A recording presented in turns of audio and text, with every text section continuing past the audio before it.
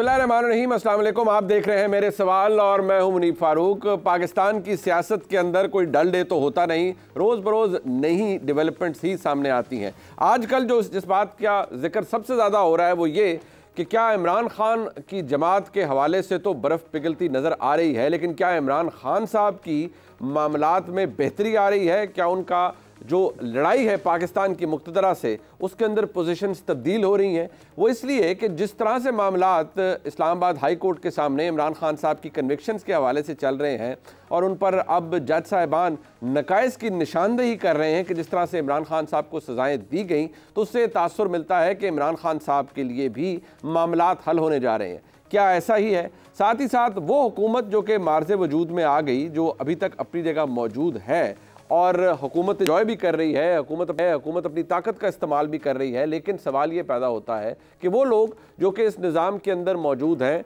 लेकिन इलेक्ट नहीं हो पाए, वो शायद ऐसी बातें करते हैं जो कि शायद उनकी ज़मीर की आवाज़ है। कुछ लोग ऐसे हैं जो ये कहते हैं कि भाई हमारी तो मेजॉरिटी नहीं थी, हमें तो ज़बरदस्ती हुकूमत दी गई। क्या ये बात दुरुस्त है? इसकी अहमियत इसलिए ज़्यादा है कि ये बात किसी जगह रुक नहीं रही और इस बात को तक़वियत रोज़ पाकिस्तान तहरीक इंसाफ के बयानिए से भी मिलती है। जब पाकिस्तान तहरीक इंसाफ ये कहती है कि हम रियासती जबर का शिकार हैं, हम तमाम तर कैदोबंद की सोबतों के बाद भी विक्टोरियस बाहर आए हैं, लेकिन हमें हुकूमत नहीं बनाने दी गई, तो उनका इशारा पाकिस्तान की इस्टेब्लिशमेंट की जानिब होता है। ये बहुत से सवालात हैं जो कि पाकिस्तान की सियासत का इस वक्त अहाता करते हैं और इन तमाम मामलात को डिस्कस करने के लिए हमारे साथ लाहौर स्टूडियो में मौजूद हैं जनाब इफ्तिखार अहमद साहब। इफ्तिखार साहब आपका बहुत शुक्रिया। उनके साथ मौजूद हैं जनाब मंसूर अली खान साहब। किसी तारुफ के मुताबिक मंसूर साहब आपको भी बहुत शुक्रिया।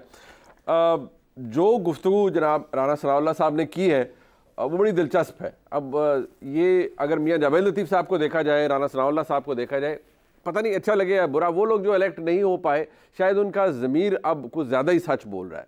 इमरान खान को सज़ाएँ हुई, बड़ी जुबलेंट थी पूरी पाकिस्तान मुस्लिम लीग नून के, कमाल हो गया, ये सज़ाएँ बनती थी, बेहतरीन मेरिट के ऊपर सज़ाएँ हुई। लेकिन जिस तरह से अब मामलात हाई कोर्ट के अंदर चल रहे हैं वो तो अपनी जगह पर है, लेकिन खुद राना सनाउल्लाह साहब इस हवाले से क्या फरमा रहे हैं बड़ा दिलचस्प है, सुनिएगा।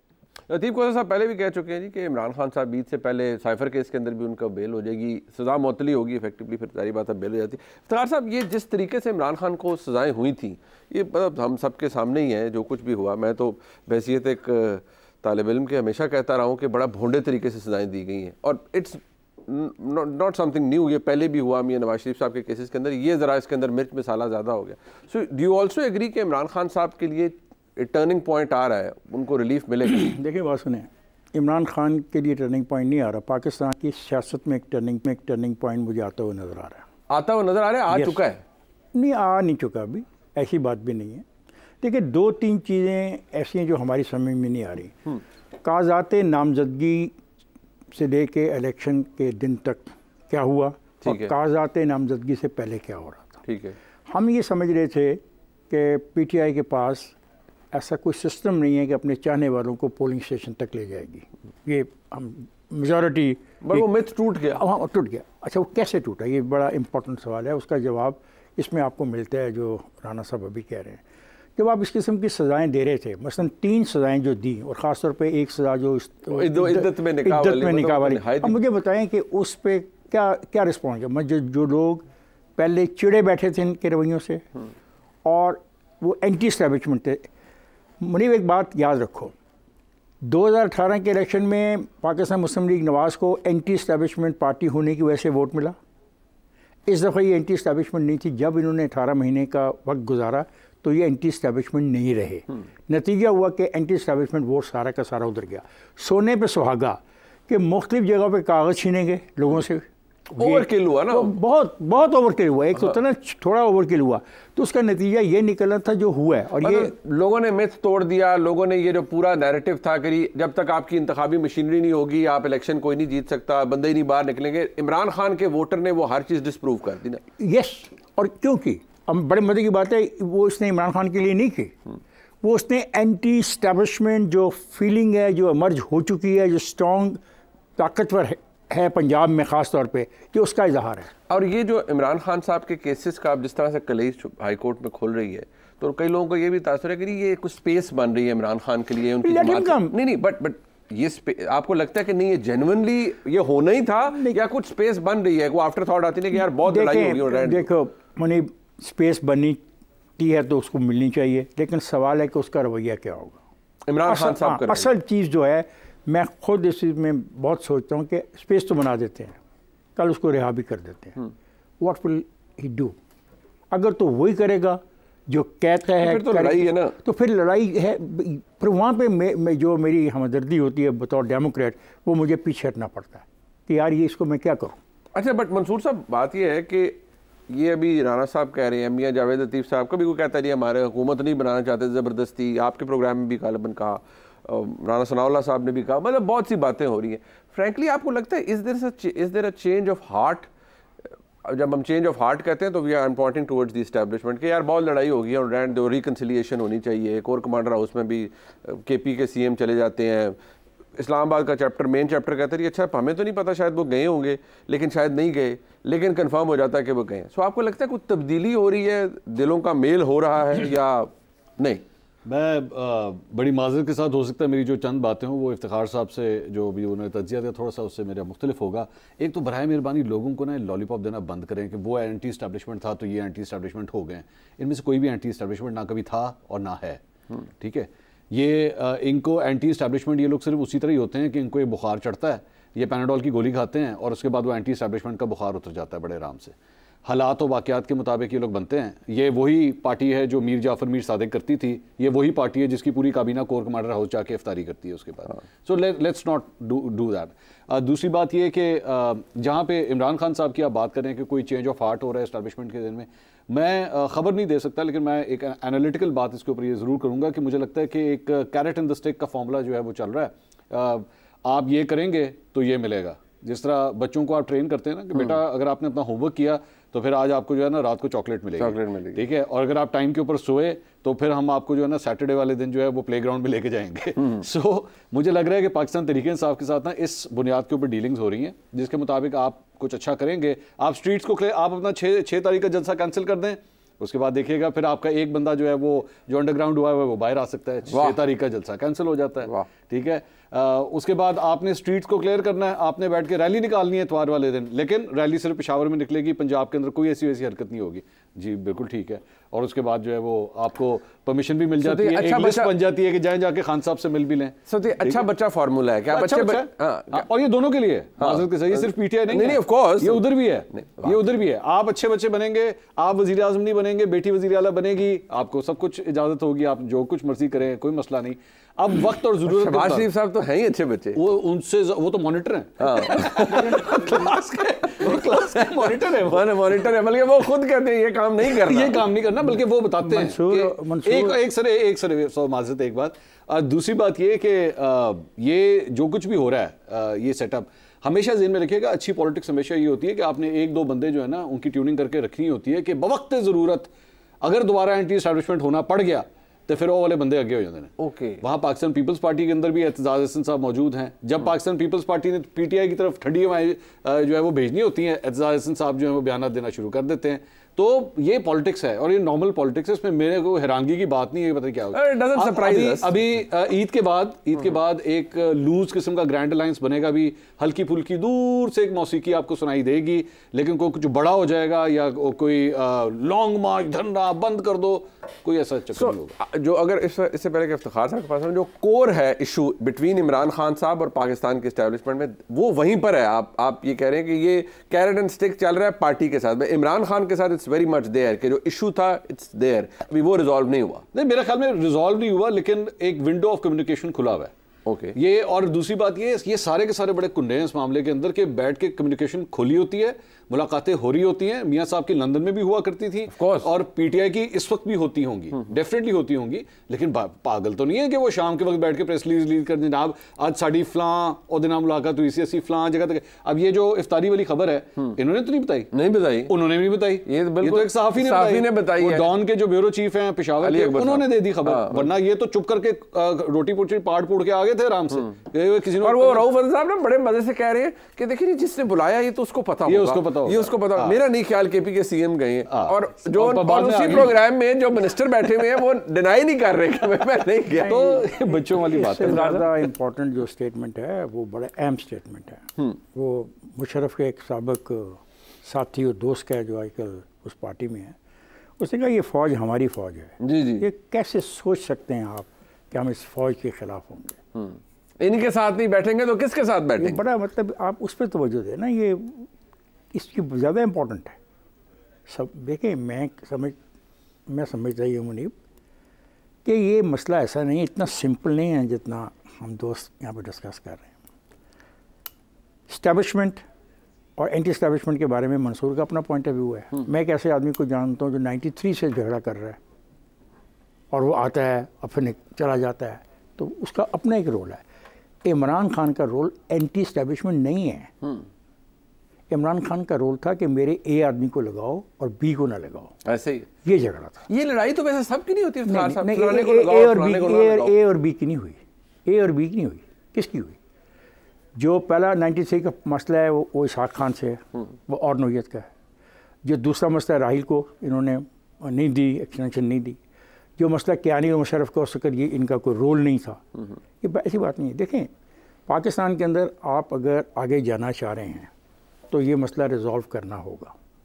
दो चीज़ें हैं।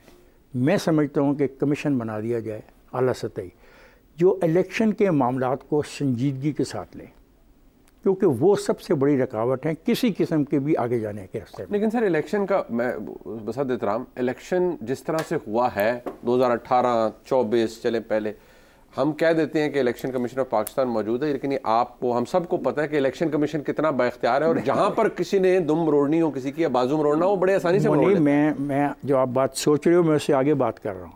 मैं इलेक्शन ट्रिब्यूनल की बात होने देगा नहीं, मैं देखो ना, ये सवाल है जिनसे हम ये मुरादें मांग रहे हैं जी जी, और जिनके बारे में हम कहते हैं कि उनके रवैये में लचक आ सकती है, ये ज़रूरी है। अगर आप इलेक्शन के नताइज के बारे में हतमी राय नहीं बनाएंगे, अगले 5 साल आप नहीं पूरे कर पाएंगे। बट सर बात ये है, और ये जो दोस्त ने कहा, मंसूर ने कहा, उन्होंने तो 16 तारीख दे दी है पशीन में जलसे की। But very good, so what? इसका मतलब है कि अवामी जलसों से भी कोई तब्दीली नहीं आ सकती। तो सर हमारे मुल्क में बसद एहतराम अवामी जलसों से तब्दीली कौन सी आती है सर? जब तक एस्टैब्लिशमेंट साथ ना हो कहाँ से तब्दीली? नहीं, लेकिन जो उसमें एक कन्फ्यूजन क्रिएट होता है ना, अनसर्टेनिटी का, जी, उसका क्या करोगे सर? वो तो उसका क्या करोगे सर? वो बात नहीं है, उसका मौजूद भी इफ्तिखार से एवर सेंस मौजूद है, इसको खत्म करना ही चलता रहेगा। हमारी जिंदगी में तो खत्म नहीं होगा, आपकी जिंदगी में खत्म हो जाएगा। Have a very long academic debate on this कि ये हमारे मुल्क को नुकसानदेह हमारे मुल्क के लिए, लेकिन फ्रैंकली शायद ये ऐसे ही है in greater scheme of things और ये ऐसे ही चलता रहेगा। बट सिर्फ आप अगर इस चीज़ को हम ये ज़रा हाईलाइट करें मंसूर साहब कि ये हुकूमत जब बनी है, ये जिसके अंदर आप जिसको हम आज विटनेस करते हैं, ये एक ऐसा प्रो मैक्स वर्जन है या इतनी हाइब्रिड प्लस हुकूमत है कि इसमें बाकायदा तौर पर एस्टैब्लिशमेंट की नुमाइंदगी है। मतलब पहले होता था ना कि फलाने हुकूमत कोई एक बंदा या कोई एक होता था कि चलिए ये हुकूमत ज़ेर साया काम कर रही है। बाकायदा तौर पर in shape of Mohsin Naqvi साहब is very honourable to everyone, बाकायदा तौर पर नुमाइंदगी है एस्टैब्लिशमेंट की। He is there, more powerful than the Prime Minister himself. WWF बचपन में होता था, मैं और आप छोटे छोटे से थे, इफ्तिखार साहब तो तब भी बड़े थे जी। तो पता नहीं उसके अंदर भी देखे तो उसके अंदर ना हमें पहलवान का पता होता था कि यार ये वाला पहलवान जो है ना हो सकता है जीत जाए, लेकिन वो लगती बड़ी थी, अनप्रेडिक्टेबल किस्म की लड़ाई थी, लेकिन था सारा मैच फिक्स था। सारे पहलवान जो थे वो नूरा कुश्ती थी। सर माजरत के साथ हो सकता है इफ्तिखार साहब के दिल पे लगे क्योंकि ये पॉलिटिकल वर्कर भी रहे हैं, बहुत पुराने, बड़े एक्सपीरियंस है इनका, मेरा नहीं है, very very, and I respect that. But माजरत के साथ आज जितना भी पहलवान इस अखाड़े के अंदर है ना, वो सारा फिक्स्ड है, वो सारा फिक्स्ड है। अब वो सिर्फ ये फर्क ये है कि वो किन टर्म्स के ऊपर जाके मैच फिक्स कर रहा है। अच्छा आप अगर मुझे बताओ मंसूर के ये जो आपका पहलवान है इमरान खान उडियाला जी, मेरा आपका नहीं, मेरा कप्तान है, मेरा पहलवान। ओके, आपका जो कप्तान है वो किन टर्म्स के ऊपर इस किस्म की कुश्ती में आएगा? चलिए मुझे बताएं। वो पहले किस टर्म्स पे आया था? पहले कि उसको इख्तियार दे दिया गया था। वो नहीं किसी टर्म्स पे आया था हाँ, ना, मतलब तय था इख्तियार कि अच्छा जी same ये page हम था। ये करेंगे, सेम पेज हो गया है, कमाल हो गया है, पहली दफा हुआ है। इतनी हमांगी कभी नहीं मतलब हुई। इतनी तो कभी अच्छा, देखी अगर नहीं हमने। उनके सेम पेज पे आपको इतराज है तो ये जो सेम पेज हो रहा है कि उनके नुमाइंदे आके बैठ रहे हैं सिस्टम के अंदर, तो उसको हुजूर आप मैं यही मानने तो को कह तैयार रहा नहीं हूँ, है। मैं कह रहा हूँ पहले सेम पेज था, अब सेम बुक हो गई है, ठीक क्या है, उसके चीज़ बाद अच्छी सेम होती है? लाइब्रेरी हो जाएगी। यानी वैसे सेम भी बुक अच्छी होती है, जो- सेम पेज अच्छा होता है। ना सेम पेज अच्छा होता है, ना सेम बुक अच्छी होती है, ना सेम लाइब्रेरी अच्छी करें होती है। क्या? बात ये करें होती है क्या कि बुक फिर? अपनी अपनी होनी चाहिए करें क्या? कहानी, और वो कोई मानेगा नहीं। please वो करें। इस हाँ वो मैं बताता हूँ ना, वो इसलिए कोई नहीं मानेगा क्योंकि सारे प्लेयर खुद तैयार किए हुए हैं, सारे प्लेयर एक ही नर्सरी से आए हुए हैं, वहीं से सीख के आए हुए हैं कि बेटा जब बॉल इधर आएगी तो आपने हुक ही मारना है, आपने पुल कभी नहीं मारना। और जैसे हम और वो बताएंगे- पुल कभी नहीं मारेंगे, वो हुक ही मारेंगे हमेशा। अच्छा, ये इसीलिए मैं कहता हूँ कि जो इलेक्शन के नतीजे हैं इसके ऊपर फैसला होने की जरूरत है ताकि हुक एंड पुल वाली खेल को ये जो 2024 के इलेक्शन लड़ते हैं, आपके ख्याल में ये चूचे हैं? इनको नहीं पता, इनको नहीं पता सिस्टम कितना रिग्ड है, इनको नहीं पता फॉर्म 45 फॉर्म 47 में क्या होता है, सब पता है। ये इनकी उम्र गुजर गई, इन्होंने कितने इलेक्शंस कवर किए, कितने इलेक्शन सेल्स इन्होंने कवर किए, इनको नहीं पता क्या 2 नंबरियां होती हैं। मैं कहता हूं और कुछ इलेक्शन कमीशन जो है इफ्तिखार साहब के साथ सिर्फ 2 घंटे का सेशन लगा ले, ये पूरे इलेक्टोरल लॉज के जो प्रॉब्लम्स हैं आपको आइडेंटिफाई कर देंगे। लेकिन इनको बुलाएगा कोई नहीं, इनको इसलिए नहीं कोई बुलाएगा। सर बात एक मिनट पूरी होने, इनको इसलिए कोई नहीं बुलाएगा because all the parties want कि ये सिस्टम रिग्ड ही रहे, किसी एक के फेवर में, किसी एक के अगेंस्ट। एक ब्रेक लेते हैं जी। इफ्तिखार साहब और मंसूर अली खान साहब हमारे साथ मौजूद है। बहस जारी है और ये बहस इसलिए भी जारी है कि बहुत से मामलात इलेक्शन होने के तकरीबन 1.5-2 महीने के बाद भी सेटल नहीं हो पा रहे और आज भी ये तलखी और तंगी अपनी जगह मौजूद है। इस पर मजीद बात करते हैं, ब्रेक बाद हमारे साथ रहिए। एक दफ़ा फिर आपको खुशामदीद कहते हैं जी प्रोग्राम में। आज बेनिफिशरी अगर इफ्तिखार साहब गुजारिश है, आज अगर बेनिफिशरी ये है, अब मैं नहीं हम कह सकते ऑफ द रिकॉर्ड, बहुत सी बातें हम सबको, मुस्लिम लीग नून के अंदर ही बड़े बड़े लोग अपने कोलीग्स के बारे में कहते हैं यार फलाना तो इतने मार्जिन से हारा हुआ था। ठीक कहते हैं, और वो देखें सुबह कैसे जीत गया। ठीक कहते हैं ना। अच्छा एक मिनट, ऐसे ना इशारा कर, इतने बड़े मार्जिन से हारा हुआ। देखो दोस्त, अब वक्त आ गया पाकिस्तान में कि ट्रुथ की बात की जाए। अगर नहीं करोगे तो आप बहुत बड़ी खराबी की तरफ जा रहे हो। सर सच बोलना किससे? किसने? हमने आपस में। वो सर मैं आपसे सच बोलूं, आप मुझसे पहले बोले, मीडिया एक काम करे ना कि जितनी कौमी असेंबली की नशिस्तें हैं इस पर काम करे, तकसीम कर लें। हर एक 4 में तो वो एज एन इंडिपेंडेंट जर्नलिस्ट कर चुके हैं अपने प्रोग्राम। 4 पे नहीं, मैं सारी की बात कर रहा हूं। मतलब he is taken the lead ना, मेरे दोस्त ही टेकन द लीड, आप भी लें, मैं भी लूं। देखो बात ये, जब तक आप इन इंतखाबी नताइज के मामले में क्लियर कट चीज़ें वाज़े तौर पे नहीं लेके आओगे, एक आदमी जो अडियाला जेल में बैठा है वो उसको एक्सप्लॉइट करने की पूरी सलाहियत रखता है। सर मैं उस अच्छा वो रखता है, माजरत के साथ वो रखता है, बाकी तो नहीं रखते। बाकी कौन? मतलब नून लीग तो नहीं रखती इस सूरत हाल को एक्सप्लॉइट जो इन्होंने किया 2024 का। नवाज शरीफ, अच्छा आप चले बताएं, नवाज शरीफ के अंदर अगर इस बात की ग्रेस होती तो कहता नहीं कि हम लोग जी 130 हार गए हैं, मैं हार गया हूं, I need to say goodbye, thank you so much, मेरा अब आज के बाद पाकिस्तान की पॉलिटिक्स से ताल्लुक नहीं होना चाहिए, मेरी बेटी आ चुकी है, ये कंटिन्यू करें, मेरा भाई है वो कंटिन्यू करें।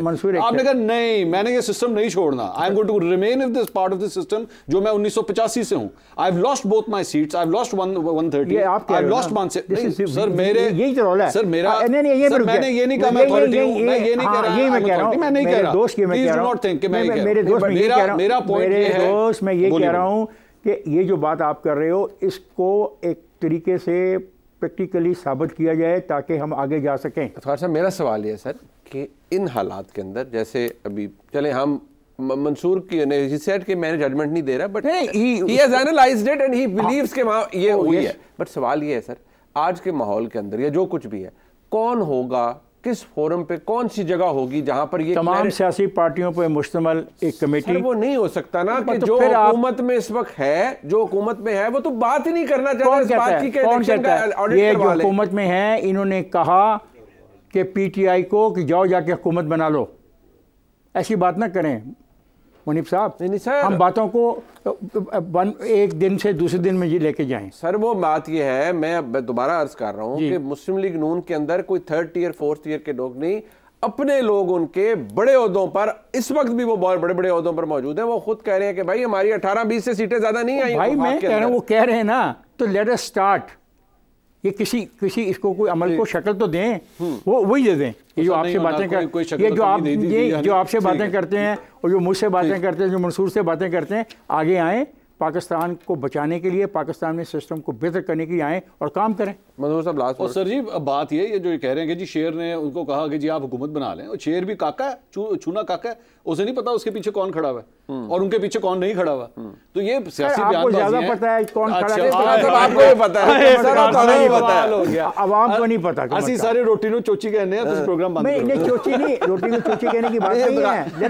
नहीं, आप लोग मतलब मेरी इस ऑफर को कबूल करें सर। कबूल अगर सब आपके पास तमाम हकाइक मौजूद हैं तो उसको कबूल करें, चलें, पाकिस्तान को आगे जाने का मौका दें। बट सर बिल्कुल ठीक है, लेकिन ये ऑप्शन किसी के पास नहीं था कि वो कहते कि जी हम नहीं बना रहे हुकूमत, हम तो हार गए हैं यार, जेड़ा बनाना है बढ़ा ले।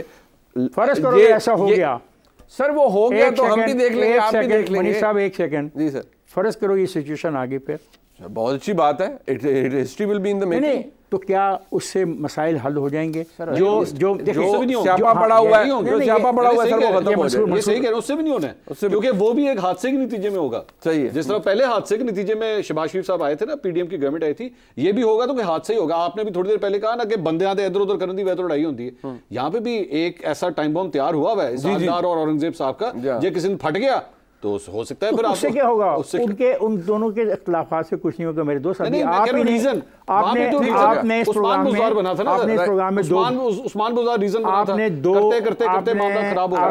में दो बड़ी इंपॉर्टेंट बातें की।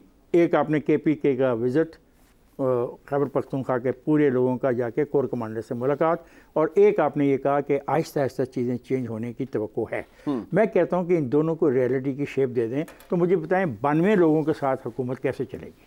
चले वो ये नहीं, बात आपकी अपनी जगह ठीक है, 92 लोगों के साथ हुकूमत नहीं चल सकती, बट सवाल ये है, वो कहते हैं हम 92 नहीं है, हम 192। तो नहीं, उनको 192 तक पहुँचाने के लिए मैं आप लोगों से यही गुजारिश कर रहा हूँ कि एक नेशनल तरीक़ाकार का तयन किया जाए, ताकि तय हो कि 90 हैं, 190 हैं, या इसी खेल में 5 साल गुजारने हैं। मैं इफ्तिखार साहब आपका बहुत शुक्रिया, मंसूर साहब आपने वक्त दिया, वेरी काइंड ऑफ यू। एक ब्रेक, वापस आएंगे। वफाकी वज़ीर कानून आज़म नज़ीर तारिर साहब हमारे साथ मौजूद होंगे, बस आते रहिए।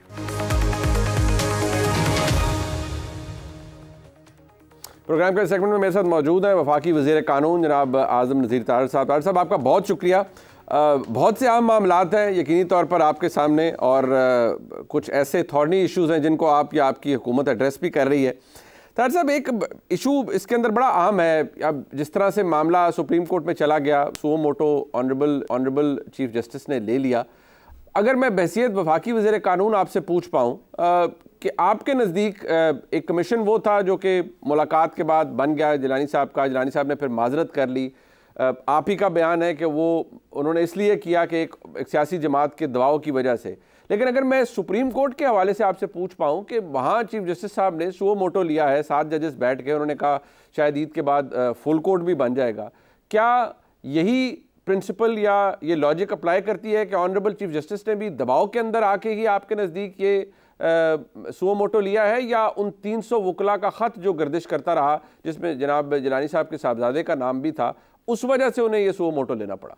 अब आपने कहा कि क्यों चीफ जस्टिस साहब ने सुओ मोटो लिया, बिल्कुल उन्होंने कोर्ट में भी इस बात का इजहार किया है कि उन्होंने जो ऑनस्लॉट देखी एक सियासी जमात की तरफ से, उसको सामने रखते हुए, और जस्टिस जिलानी ने भी मेरे ख्याल में वो सारे मामलात थे जिनको सामने रख के रिक्यूज़ल कर दी, तो उन्होंने मुनासिब समझा चीफ जस्टिस साहब ने अपनी कमेटी से मुशावरत के बाद कि इसको 184(3) में ले लिया जाए। ठीक हो गया। अब आपने कहा कि 300 लॉयर्स की चिट्ठी, मेरा नहीं ख्याल कि उस चिट्ठी का इतना कुलीदी किरदार था, क्योंकि आपने देखे होंगे वो नाम, मेरे लिए वो नाम सारे नाम बड़े मोहतरम हैं, लेकिन कई नाम रिपीट हुए हैं और वो सारे अनइलेक्टेड लोग हैं। राइट। जब चीफ जस्टिस पाकिस्तान और सुप्रीम कोर्ट के इस फैसले के हवाले से पाकिस्तान की जो मौकर बार बॉडीज़ हैं, जिनमें supreme court bar association, Pakistan bar council, Peshawar high court, इस तरह Peshawar KP bar council, Islamabad, सारी जगहों के लोग,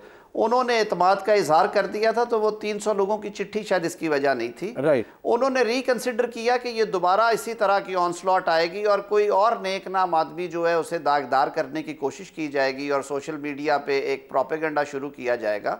तो इन हिज ओन विजडम उन्होंने जब दोबारा लोगों को कंसल्ट किया, अपने कोलीग्स को, तो उन्होंने कहा कि हम उस तरफ ले लें। मेरे ख्याल में इससे ज़्यादा इस पर तबसरा नहीं करना चाहिए। अच्छा तारिर साहब, एक इम्पॉर्टेंट बात यह है कि आपकी जमात के सदर पंजाब के जनाब राना सनाउल्लाह साहब आपके कुलीग हैं, आपने इकट्ठे कैबिनेट में वक्त गुजारा है, आपकी बड़ी अच्छी उनके साथ सलाम दुआ भी है, दोस्त हैं आपके। उनका opinion is very very interesting. सिर्फ अगर मैं आपको सुनवा सकूं वो क्या फरमा रहे हैं, वो दिलचस्प है, इसलिए बिकॉज वो भी वकील हैं। वो क्या फरमा रहे हैं सुनिए। अब तारिक साहब, होगा कुछ नहीं, उसकी एक इनहेरेंट वजह ये भी है कि हमारे मुल्क में मुदाखलतें भी होती रही हैं, हमारे मुल्क में जुडिशल हिस्ट्री भी बड़ी चेकर्ड है। बहसियत मैं दोबारा कहूँगा वफाकी वज़ीर कानून, आपको लगता है कि अब भी कुछ नहीं होगा, या आपको लगता है कि कम से कम एक वंस एंड फॉर ऑल ये सेटल हो जाएगा मामला कि जो चीज़ एलेज की गई है उन 6 ऑनरेबल जजेस की जानिब से इस्लामाबाद हाई कोर्ट के, वो डिसाइड हो जाएगा कि ये हुआ है या नहीं हुआ है? मैं थोड़ा डिसएग्री करूंगा उनके साथ। मैं समझता हूं कि चीज़ें जब इस लेवल पे टेकअप होती हैं और उन पर गुफ्तगू होती है, और आज के दौर में जबकि जो राइट ऑफ इंफॉर्मेशन जो है उसके डायमेंशंस और हैं, तो ये बिल्कुल मिट्टी पावर तो नहीं है मुमकिन। ये ज़रूर है कि इस इशू को अदालत किसी पार लगाएगी, और हाँ, आइंदा के लिए भी कोई गाइडलाइंस, कोई लाहे अमल ज़रूर होगा। और मेरे ख्याल में जिस तरह के माशरों में हम रहते हैं, हमें ग्राउंड रियलिटीज़ को भी सामने रखना चाहिए। Speaking for my self now, it's not the government statement, right. Speaking for my self, मैं समझता हूँ कि ये मामलात हैं और कई दफ़ा सही या गलत भी होते हैं, कई दफ़ा वाकई कोई नेशनल इंटरेस्ट है। हम जिस तरह के ख़ित्ते में रहते हैं, जिस तरह का माहौल है जो दहशतगर्दी का हमें सामने है, कभी कोई तहरीक फॉरेन स्पॉन्सर्ड, कभी कोई तहरीक, बलूचिस्तान को सेटल नहीं होने दिया जा रहा क्योंकि कुछ हमसाया ताकतें नहीं चाहती। मुल्क के अंदर एक कैफियत तारी है। हमारा दूसरे अफ़गानिस्तान से जो बॉर्डर में इंट्रूजन्स और जो दहशतगर्दी से लिंकेजेस है, हमें वो सारी चीज़ें सामने रखनी चाहिए। सिक्योरिटी इदारों को हर वक्त किटहरे में खड़ा करना भी दुरुस्त नहीं है। उनका एक अपना रोल है, उन्हें वो रोल प्ले करना चाहिए, लेकिन उनकी कुछ कयूद हैं, बिल्कुल ठीक है, कयूद हैं, हदूद हैं। बट अगर उनसे बहुत बाहर जाया जाएगा, मैं ये भी नहीं कहता कि पिछले दौर में ये सारा कुछ हुआ, कोई ढकी छुपी बात नहीं है कि पिछले दौर में क्या क्या नहीं हुआ और अदलिया की तरफ से आवाज़ नहीं उठी, क्योंकि एपेक्स लेवल पे पजीराई नहीं थी। बिल्कुल ठीक है। अदलिया के टॉप पे जो शख्सियत बैठी थी वो खुद उसका हिस्सा थी।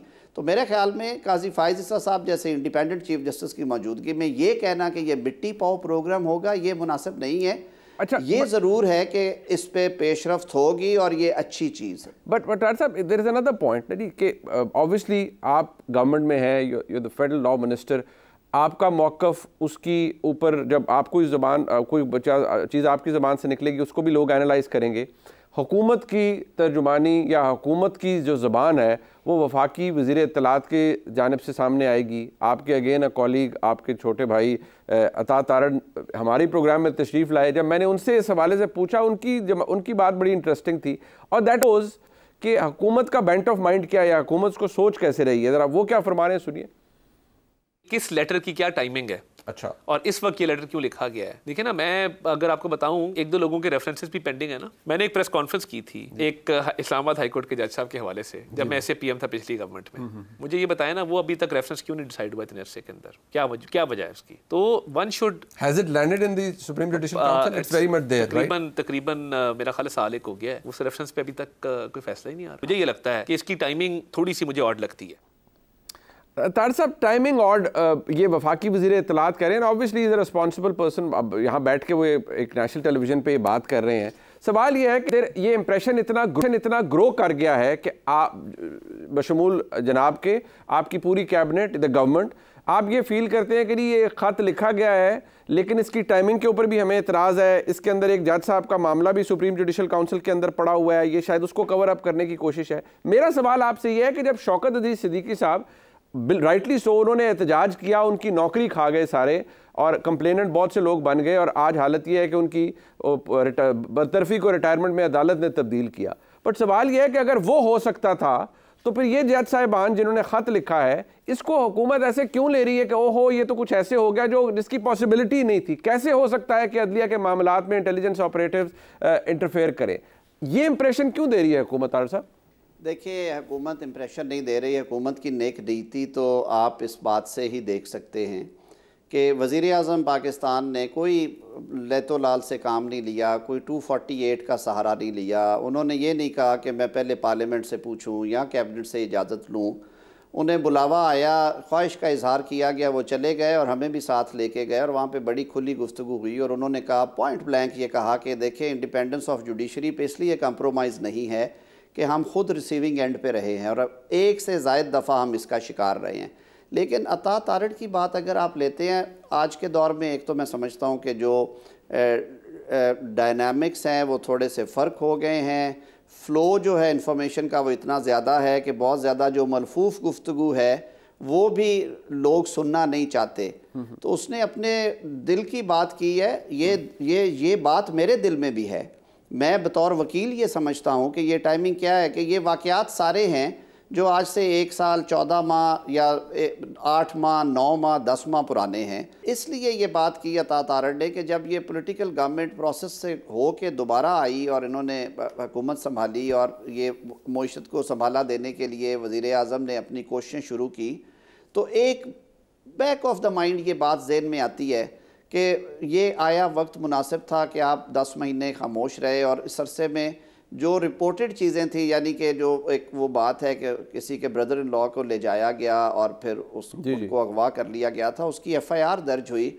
उस FIR पे 1 साल में कोई पेशरफ्त नहीं हुई। जो मगवी थे उन्होंने 161 का बयान नहीं दिया, पुलिस इन्वेस्टिगेशन ज्वाइन नहीं की।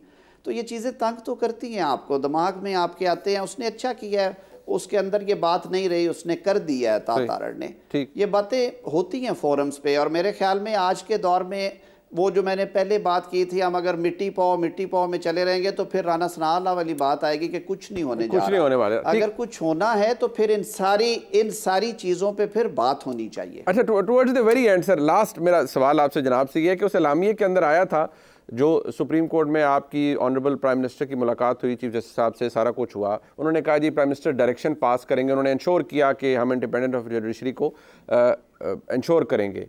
डायरेक्शन खैर वो तो कमीशन ही, अब जारी बात है, it died a painful death कि वो रिक्यूज़ कर गए जनाब जिलानी साहब।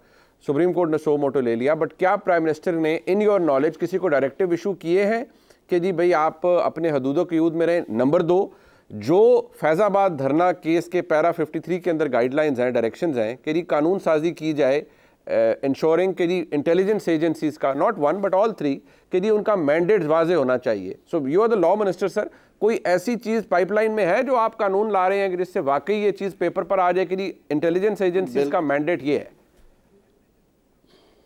बहुत अच्छा किया मुनीब आपने, बिल्कुल जी है। इस पे थोड़ा काम पहले भी हुआ था, फिर जाहिर है हम लोग गवर्नमेंट में ना रहे, केयर टेकर्स आ गए, वो कानून साजी कर नहीं सकते थे। अब जो वज़ीर आज़म ने कमेटी बना रखी है जिसमें बड़े जय्यद वकला हैं और बार की टॉप लीडरशिप भी है, ये उसके एजेंडा पे भी आएगी चीज़। वज़ीर आज़म साहब ने मीटिंग से निकलते सार, हम इकट्ठे थे, निकलते ही उन्होंने मुझे कहा कि आप इन चीज़ों को देखेंगे। रही बात डायरेक्टिव्स की, इट गोज़ विदाउट सेइंग कि ये गवर्नमेंट और एग्जीक्यूटिव की पॉलिसी है, होनी चाहिए और रहेगी कि जो इंटेलिजेंस एजेंसीज है, जैसे मैंने शुरू में बात की, जो उनका मैंडेट है, जब तक उन्हें इंटरनल सिक्योरिटी थ्रेटेंड नज़र ना आए उन्हें अपने डोमेन में काम करना चाहिए। और फिर उसके भी मैकेनिज़्म है कि अगर कोई ऐसी थ्रेटनिंग चीज़ है, कई दफ़ा वो हुकूमत से, कई दफ़ा वो अदालती इदारों से भी जुड़ी होती है और उन्हें इंटरेक्ट करना पड़ता है और उन्हें करना चाहिए, लेकिन वो उसके चैनल्स हैं मुख्तलिफ। तो ये प्राइम मिनिस्टर साहब ने बिल्कुल बात की, जो अरबाब इख्तियार है उन तक भी पहुँचाया। और मैंने फिर कहा कि कैबिनेट मीटिंग में जब कमीशन कॉन्स्टिट्यूट किया गया, एक बिल्कुल स्ट्रेट जो स्टेटमेंट थी वो जारी की गई कि ये जो इम्प्रेशन दिया गया है चिट्ठी में कि कहीं ये गवर्नमेंट पॉलिसी तो नहीं है एग्जीक्यूटिव की कि ये इंटरफेरेंस हो, हमने उसे ना सिर्फ उस पर मायूसी का और दुख का इजहार किया था, बल्कि पॉइंट ब्लैंक हमने उसको रिफ्यूट करते हुए कहा कि ये पॉलिसी ना गवर्नमेंट की रही है, ना है और ना ये होगी।